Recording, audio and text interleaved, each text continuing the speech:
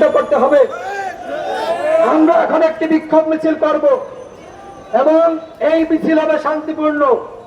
কেউ কোনো উস্কানিতে ফাঁদে পা দিবেন না। আমরা একটি রাজনৈতিক দল, আমরা এদেশের আইনে বিশ্বাস করি, আমরা দেশের শান্তিতে বিশ্বাস করি।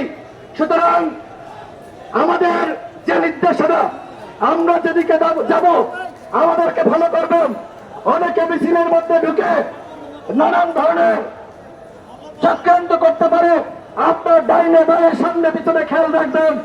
আমরা আমাদের দাবি জানাচ্ছি সরকারের কাছে, আমরা এই সরকারকে যেমনিভাবে আওয়ামী লীগকে নিষিদ্ধ করার বিষয়ে আমরা সরকারকে বাধ্য করেছি, ঠিক একইভাবে জাতীয় পার্টি সহ 14 দলের দোসর তাদেরকে নিষিদ্ধ করার ব্যাপারে আমরা সরকারকে চাপ সৃষ্টি করতে চাই এবং সরকারকে বাধ্য করতে চাই।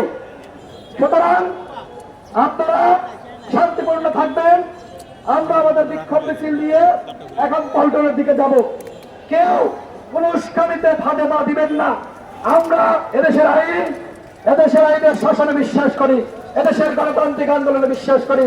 আমরা পল্টনের দিকে বিক্ষোভ মিছিল নিয়ে যাব। আমি সামনে থাকবো, আমাদের সিনিয়র নেতৃবৃন্দ সামনে থাকবে, অন্য সংগঠনের সভাপতি